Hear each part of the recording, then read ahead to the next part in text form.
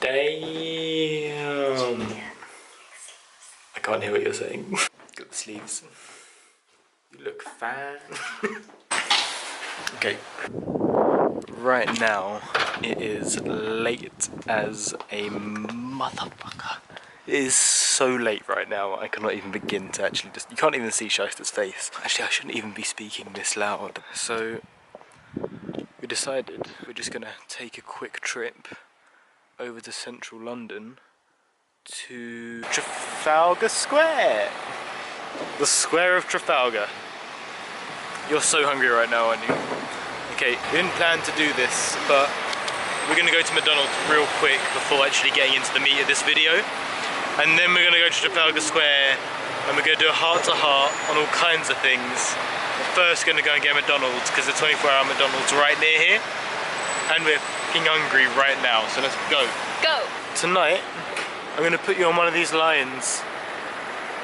Oh, so annoying. It's you're there. You know those lions were actually shaped, they used dogs to shape it?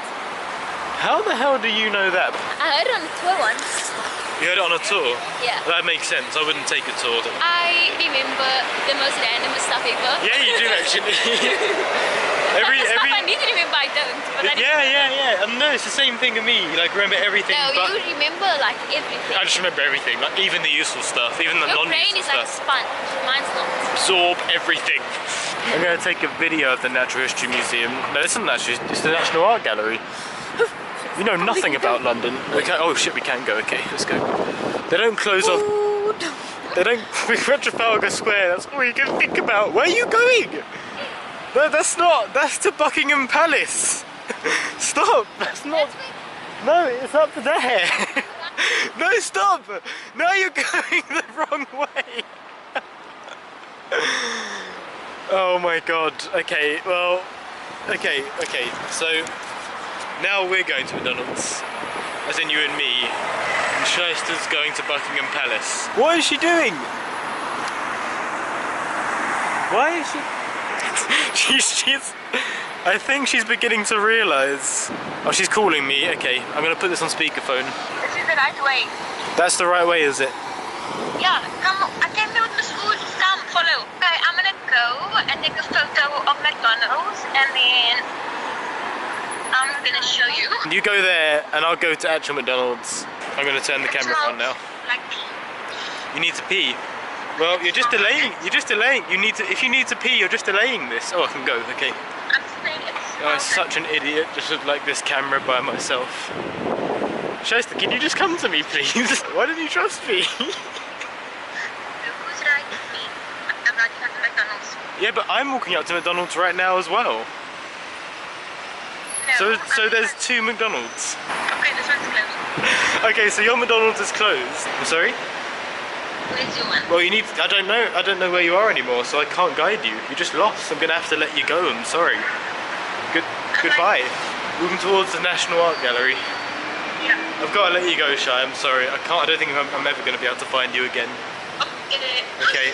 Goodbye forever. No, I'm hungry. Well, I'm here. I'm standing. You'll be able to see me. I've got the camera. Oh, this was supposed to be like not like a simple video, but a pretty easy to film video. We were going to go and sit up on the Trafalgar Square monument and just talk about stuff. A single trip to McDonald's has made this a lot more complicated than it had to be. Here she is. So we're done with McDonald's. Shy doesn't eat normal people food. So because she had a McDonald's, she is feeling pretty bad, like that. She's feeling pretty bad. But we're here. I look like a homeless person, Shy. I actually look homeless. I just sat down on the road, I think they'd give me money. So new change of plan is so dark on the monument, sacrificing an interesting place to shoot. We're gonna go sit on these steps instead. This is just as nice really, isn't it? I think it's still quite nice. We're gonna go sit over there and talk about everything life. These steps are dirty as hell, but I feel like we're going to be here for a bit, so let's just commit, get comfortable, shower later, burn the clothes, and cover ourselves in acid, lock ourselves in a clean room for about a year, and we'll be fine. We'll be fine. Easy peasy. We can't even see ourselves. Yeah, we can. Look, we can see ourselves pretty well. Not me. Look up. Look up. Okay, stay like that. I'll stay like this. So, the reason why we're here today, Trafalgar Square, throughout my young adult, like late teen and adult life, I think has kind of always been a place that I'd come to just sort of sit quietly and think. I've taken us here tonight to revisit that kind of emotion and to just talk a bit about, for the both of us, talk a bit about where we came from and what we've done in the past and the kind of things that we've faced. So, when I was younger, when I was 14, 15, I was out of school due to abuse, basically. For that reason, I had more or less barely a social life. And I spent most of the days kind of just locked up, not even studying, just like wondering like what the hell is life all about. Like I didn't feel happy, I didn't feel like I could be happy. I got horrible grades. I just didn't have the skills, I didn't have the confidence, I guess, and the belief and self-esteem to actually think that I could go out there and be what I wanted to be and like work hard and become something. And I knew that I had the potential, but I just didn't ever think that I could actually harness it. We've changed position just so you can see us a bit better. There's like a nice light there so you can actually see who we are now. You know, after doing a BTEC, which is like an optional vocational qualification you can do after your GCSEs in the UK, and it wasn't a good qualification at the time for me. But after having done that, I kind of just stopped, you know, like I wasn't in education and I just fell into nothingness. I just needed something to do, you know. And I kind of just had this realization that maybe it's not bad that nothing actually matters and like there's not a point to life. Maybe that's the reason why you should actually care. Nothing matters to an extent that it doesn't actually matter that nothing matters. Like if this is actually all we've got, then why would you waste it? Why not just do something with it? After realising that, I just kind of, I don't know what it was a switch. And it's true though, because there is, I believe, and this is outside of religion, this is outside of beliefs, this is outside of philosophies. Well, I mean, I suppose it is philosophy. If there is a religion that's true, and many people will believe that, and many people might not believe that. If there is a religion that's true, and if there is some kind of God or deity, why does he exist, or she, or they? Why do they exist, and why exist at all? Really, like, do we have some kind of symbiotic relationship with our creator, or is there no creator? It's just that you don't know. But that's the point, you don't know, and there's nothing we can actually do about that. So all we can do is just use what we've been given. And that's what I kind of just came to realise when I was 16. After my time in college, after I'd wasted like so long, I think. So I started developing a product when I was younger that I had manufactured in India and China. I won't go into details about it, but I pitched it to buyers when I was 16. I started developing it when I was 15 really, but I pitched it to buyers in Asda, Boots and Tesco. And they didn't take it on obviously because I was like young as hell and so inexperienced. But they gave me good feedback and I was going to go away and take that feedback and do something about it and improve on my product. And then I started going for interviews like, during that process just to get a bit of money. And I got employed as a program assistant for a Dragon's Den investor. And then after a year of doing that, I became his client manager, and suddenly 2 or 3 years after I thought I was just this worthless nothing with no actual potential to achieve anything, just through this like realization and through hard work and by thinking that, you know, maybe you are worth something, maybe there is a point to existence, and maybe that point is a point that we give it. And I gave that point to myself, and I wanted to be someone, I guess. I wanted to have an effect on the world, since it's all I know, it's all we know. So I started working really hard, and I became a client manager. And then after that, I left and I was a broker for a short while for a binary options trading firm. I ran a small publishing company, which did quite well. and I used that money to self-fund my way back into education, where I met Shiy. I finally took my A-levels, so I did my A-levels over a year, and I got pretty good grades, and I went on to study law at Russell Group University in London. And I think that is all really thanks to this realization I had. Thanks to me. Yeah, well, yeah, No, well, thanks joking. to you. That, you know, you're not nothing. Everyone is something. You all have potential to be something in life. And you're the only one that really can know that and realise it and make it happen. The quote that I really like: ideas without action never become bigger than the brain cells they occupy. That's such a good saying. That is a good saying. So, I think that kind of summarises what I began to believe and what I still believe. And this is part of the reason why I started this vlog, or why we started this vlog rather. Sorry. It's fine, just leave me out. Yeah. And lots of people come to me and they ask me, like, but how do you get motivated? How do you actually, like, wake up in the morning and think, I'm gonna do this, and then I do it?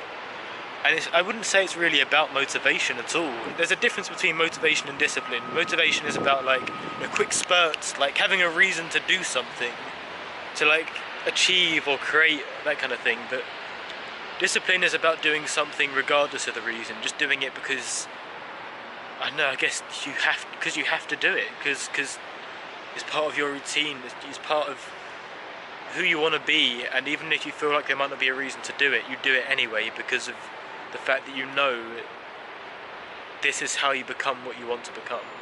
But yeah, so that's it. That's all I've got to say. And I mean, maybe it isn't that much, but I believe it. Tell us about you. Go. Hell yeah. Let's hear about you, Shiy. Okay. That's my advice, by the way. Well, mine's not that, like, cool compared to yours. Not cool. No, Yeah, not that inspiring. Like, I want to inspire people, but with mine, I want to inspire people with my little... With my... what's it called? I don't think I'm inspiring people. I'm just kind of like kicking people's ass out of bed, getting them at the desk. Go on. Well... You're inspiring. Shiy truly believes in goodness in the world, and I really respect that. That's why I love you. Anyways, yeah, I guess I was bullied as well. Yeah. Or I guess I was. The reason I was bullied was because in primary school, it was cool for girls to fight. I don't be rude, but like, I didn't go down to that level. I had my own values and I stood by it and I knew who I was, but it was still very difficult, like not doing what the rest of your like peer group was doing. And I don't know, that time I was just like called names, like I was called Ugly Betty, I was called so many other names. Okay, to be fair, I did wear glasses and braces and stuff, but yeah, but still. I would have fancied you. Really? Yeah. Joking. I would have fancied you, I promise. I was bullied and like I hated myself, like I didn't love myself. I just went through life like ugh, like whatever, you know. And then after that, I went to high school for a bit, loved high school, like I was being myself, and I discovered like, yeah, people like me for me being me, you know. It wasn't easy at first, but it took a year. And after that I was homeschooled. But I was homeschooled because we were planning on coming to the UK to study. So you did IGCSEs? Yeah, so I had to do IGCSEs. International GCSEs? And, yeah. Yeah. And that was also difficult because everyone would be saying something like, why do you have to go to the UK to study? People were like, why be homeschooled? Like, you're going to become such a loner, you're going to be this, you're going to be that. And like, those things I like took to heart. When I do well in exams or whatever, people will be like, oh, I never knew she could like be good at that subject or get good grades. And that's like affected me. And then I was like, am I not intelligent? Am I not clever? And I always used to self-doubt. It just affected me badly, like, and especially if they're like your family, you expect them to support you, but then they're like speaking all this shit about you. Sorry, but like, yeah, that's why you're the only. Sorry, family. You need to like learn to love yourself, and you are your #1 supporter. And also, what helped me get through it was there'll always be someone better than you, smarter than you, prettier than you. And when I realized that, I was just like, I don't know, that's just like for some weird reason that just helped me. That was really weird. And also, like, there's this thing called self-fulfilling prophecy, and people know when they get labeled something bad, like especially like a teacher saying to like a student, oh, you're stupid, then that child will be like, oh my gosh, what if I'm actually stupid? And then they wouldn't want to put in the effort because they're like, no one believes in me, my teacher thinks I'm stupid, so I thinks must I'm be stupid, stupid. so I must be stupid, and then they don't end up where they could have been, you know, like they don't, what am I trying to say? They don't become what they originally would have been able to come without that doubt, without that person saying like, you're stupid, you're this, you're that. And that's sad. So if anyone ever says shit about you, look at them and be okay, be like, okay, and basically like try and prove them wrong. I don't even know if that's correct, because like I used to do that. I always wanted to prove people wrong, but then you, at the end of the day, you realize you're not doing this for yourself, you're trying to do this to prove other people, and you're just like, you need to be doing it for yourself. You need to be doing it for yourself. But Even though I still kind of like do it to prove people wrong, but But look I'm how far getting you've there. come. Yeah. You know, you've come so far. Good job.